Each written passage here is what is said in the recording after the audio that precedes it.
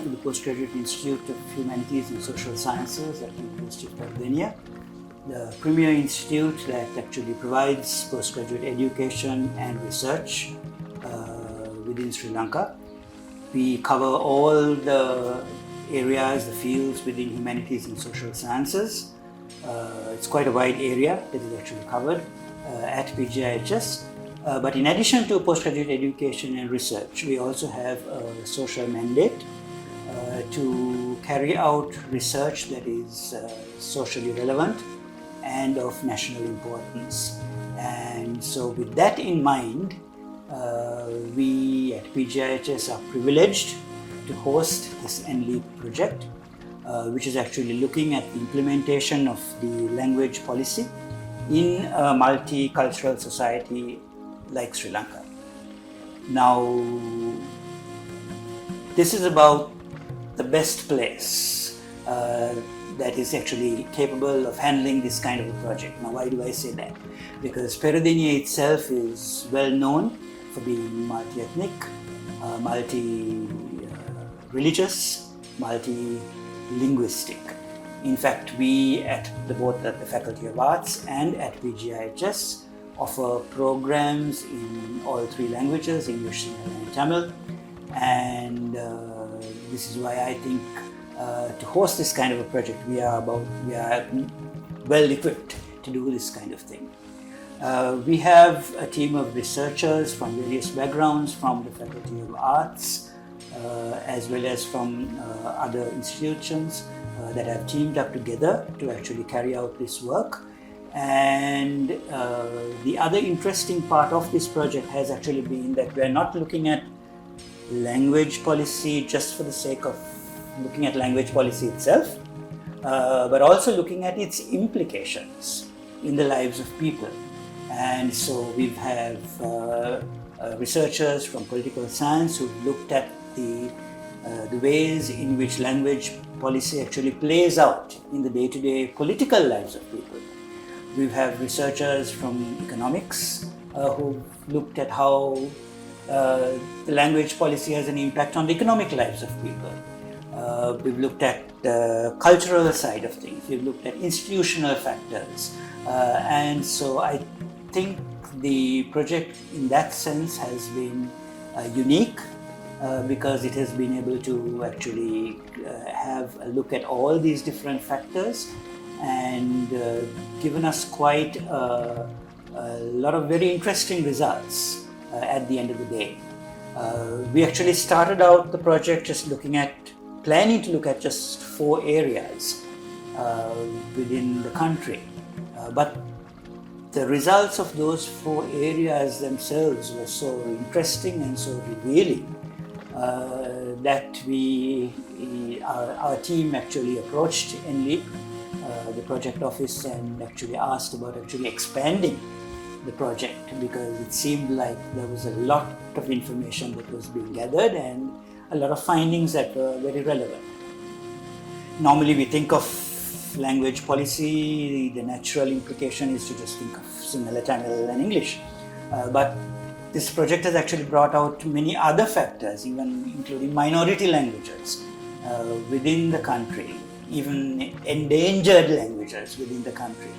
And so as a result of that, the team actually expanded it to 9 different divisional secretarial divisions so that actually every single province is represented. And so I believe that the findings that will come out of this will be of national importance. It will be very relevant for national language policy. And indeed, I hope that it won't just end up as a publication, even though that is the immediate outcome of the project.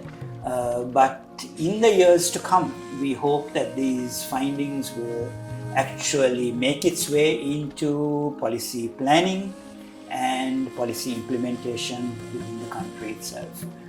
Because I believe that the impact of having proper language policies in place, but also in ways in which it gets implemented, at the national level, at the regional level, at the local level. All of that has an impact on, a very real impact on the lives of people. And so we really do hope that this trickle-down effect of policy will actually take place. I think the project team is actually planning to carry out some dissemination activities initially, where many of the stakeholders who have been involved in the project will be invited, and the findings will be presented, and there will be some discussion about the findings there as well. And so that will be an important first step in terms of getting these results out. But then subsequently, the publication of the book, which again will be in all 3 languages, we hope will have a long-lasting impact in terms of the way language policy gets played out. Thank you. මෙම පර්යේෂණ ව්‍යාපෘතිය අතිශයින්ම වැදගත් පර්යේෂණයක්. මන්දයත් අපි පෙරාදෙණිය විශ්වවිද්‍යාලේ පර්යේෂණ කණ්ඩායම් විදිහට දකිනවා භාෂාව කියන්නේ මානව ශිෂ්ටාචාරයේ විශිෂ්ට නිකුත්. භාෂාවක අභාවයත් සමග මානව වර්ගයාගේ පැවැත්ම සඳහා පවතින විශිෂ්ට දැනුම් සම්භාරයක් අවසන්. ඒ නිසා අපි උත්සාහ කළා ආණ්ඩු ක්‍රම ව්‍යවස්ථාවේ භාෂා සම්බන්ධයෙන් තියෙන ප්‍රතිපත්තිය කුමක්ද? එය කෙතරම් දුරට අප වගේ බහුභාෂික සමාජීය යථාර්ථයට ගැලපෙනවද නැද්ද කියන එක ගවේෂණය කරනවා. හැබැයි එහිදී අපි හුදෙක් යථානුභූතවාදී පොසිටිවිස්ට් ප්‍රවේශයක් නෙවෙයි අනුගමනය කළේ. එයින් අදහස් කරන්නේ සම්පූර්ණයෙන්ම අතහැර දැමූ අය කියලා. අපි උත්සාහ කළා භාෂා සමාජයෙහි සැබෑ ජීවන යථාර්ථයන් සමග මේ ප්‍රශ්න ගැට ගැහිලා තිබෙන්නේ කොහොමද? භාෂාවකට මිනිසු දෙන අර්ථය, ඒ අර්ථෙහි හැඟවුම්කාරකම මොනවද? ඒක බැඳිලා තියෙන දැනුම් සම්භාරය කොහොමද? ලෝක දර්ශනය කොහොමද? කියන ප්‍රශ්න අවබෝධ කරගෙන ලංකාවේ භාෂා ප්‍රතිපත්තිය හැඩගැස්වීමට උත්සාහ කරන ප්‍රතිපත්ති සම්පාදකයන්ට මෙන්න ප්‍රතිපත්ති ක්‍රියාවට නම් සාරගතව ප්‍රතිපත්ති නිර්ණය සඳහා අවශ්‍ය කරන දැනුම් පදනමක් සපයා දීමට මුල් පරිශ්‍රය. රටක භාෂා ප්‍රතිපත්තිය සකස් කිරීමේදී සහ ඒ භාෂා ප්‍රතිපත්තිය ක්‍රියාත්මක කිරීමේදී සැලකිල්ලට ගත යුතු එක් වැදගත් කාරණයක් තමයි මේ ජනතාව මුහුණ දෙන ආර්ථික ප්‍රශ්න හමුවේ මොන වගේ භාෂාවක් කතා කරනවද, මොන භාෂාවක් Tamanගේ පණිවිඩ හුවමාරුව සඳහා යොදා ගන්නවද කියන එක වැදගත් වෙනවා.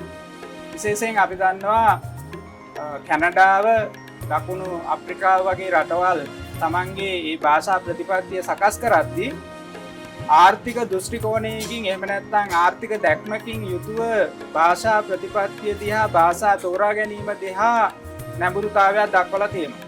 ඒ පරිශ්‍රණ අනුව තමන්ගේ භාෂා ප්‍රතිපත්තිය කොහොමද සකස් කරගන්නේ කියන එක පිළිබඳ කතා බහ කරලා තියෙනවා. එතකොට ලංකාව තුල අපි දකිනවා මේ භාෂා ප්‍රතිපත්තිය සකස් කිරීමේදී මේ ආර්ථික කරුණු වලට අවධානයක් දක්වලා නැහැ. විශේෂයෙන් ආර්ථික කරුණු එහෙම නැත්නම් පුද්ගලයන්ගේ ආර්ථික හැසිරීම කොහොමද ඒගොල්ලන්ගේ භාෂා තෝරා ගැනීමට බලපාන්නේ, එහෙම නැත්නම් මේ භාෂාව තෝරා ගැනීම කොහොමද ඒගොල්ලන්ගේ ආර්ථික කටයුතු වලට බලපාන්නේ කියන එක පිළිබඳ අපි අධ්‍යයනය කරලා නැහැ කියන එක කියන්න පුළුවන්. එහෙම නැත්නම් මට කියන්න පුළුවන් එවැනි අධ්‍යයනයන් සිදු වෙලා අඩුයි කියන එක. ඉතින් මේ අධ්‍යයනය තුලදී අපි විශේෂ අවධානයක් යොමු කරනවා මේ භාෂා තේරීම සහ පුද්ගලයන්ගේ ආදායම් අතර එහෙම නැත්නම් ඔවුන්ගේ ආර්ථික කටයුතු අතර තියෙන සම්බන්ධතාවය යම්කිසි ආකාරයකින් හෙළිදරව් කරගන්න. ඉතින් මේ සම්බන්ධයෙන් ද්විතීයික දත්ත දිහා බලද්දී අපිට ප්‍රබල ද්විතීයික දත්ත මූලාශ්‍ර මේ තුල හමු වෙන්නේ නැහැ. විශේෂයෙන්ම ලංකාවේ ශ්‍රම බලකාය සමීක්ෂණය, ඒත් එක්කම කුටුම්බ ආදායම් වියදම් සමීක්ෂණය, ඒත් එක්කම අවුරුදු 10කට වරක් පවත්වන ජන සංගණනය වැනි තොරතුරු මූලාශ්‍රවල මේ භාෂාව කතා කිරීම අනුව ඒ ආර්ථික කටයුතු වෙන්කර හඳුනාගෙන නැහැ.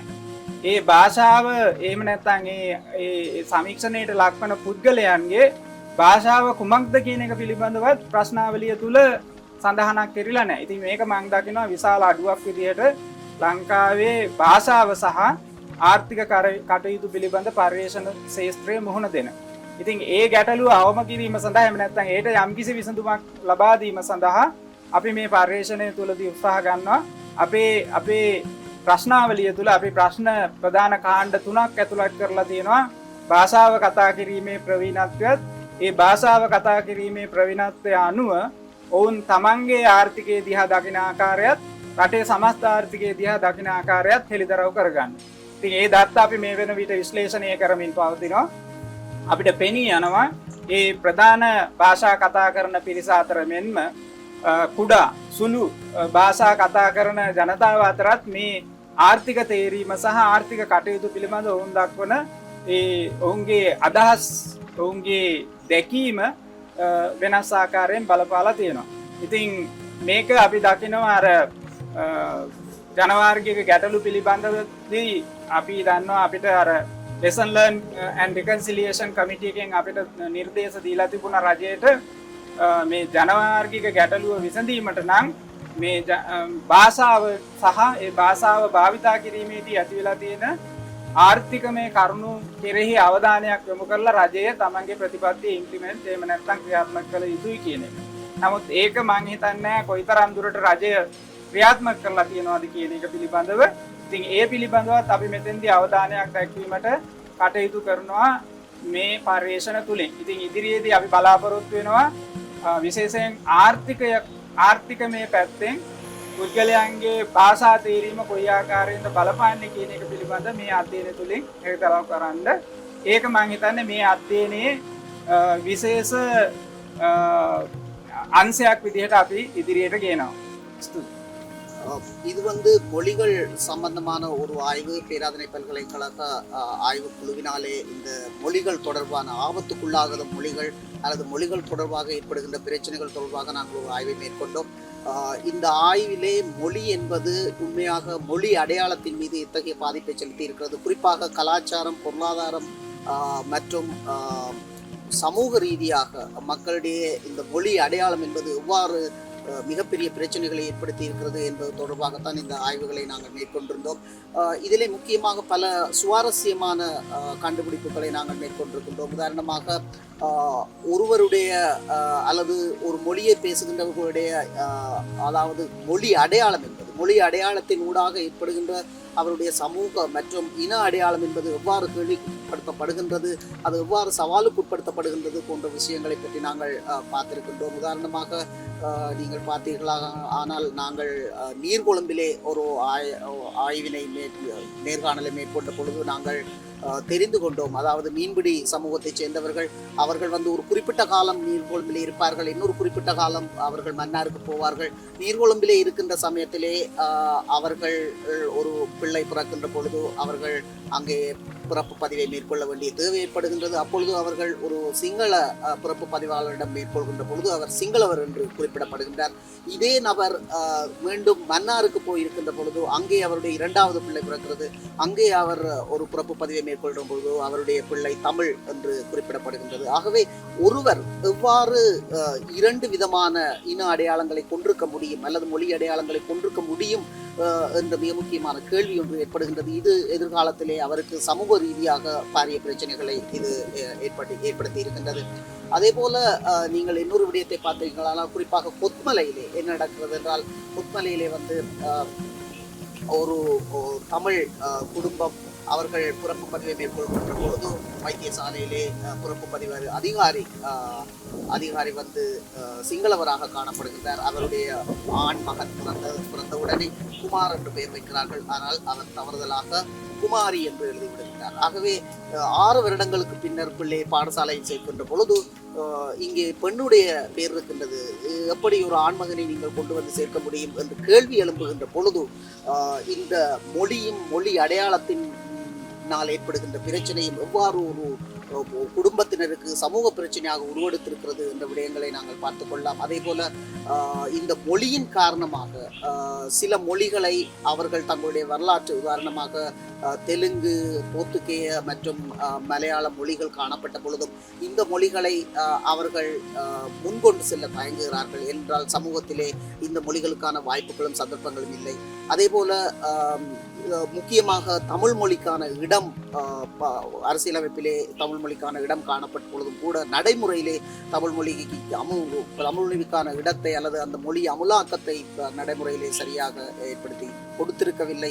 இதன் காரணமாக சமூக ரீதியாகவும் இன ரீதியாகவும் பல்வேறு பிரச்சனைகள் ஏற்பட்டிருக்கின்றன. ஆகவே இந்த மொழி அடையாளம், மொழியினாலே ஏற்படுகின்ற மொழி அடையாளம் என்பது எவ்வாறு சமூகத்திலும் அதே போல கலாச்சார ரீதியாகவும் இன அடிப்படையிலும் எவ்வாறு பிரச்சனைகளை ஏற்படுத்துகின்றது என்பதும், இதன் மூலமாக எவ்வாறு சில மொழிகள் அருகி போகின்றன என்பதும், அவை காப்பாற்றப்பட வேண்டிய தேவை காணப்படுகின்றது என்பதும் கண்டறியப்பட்டுள்ளது.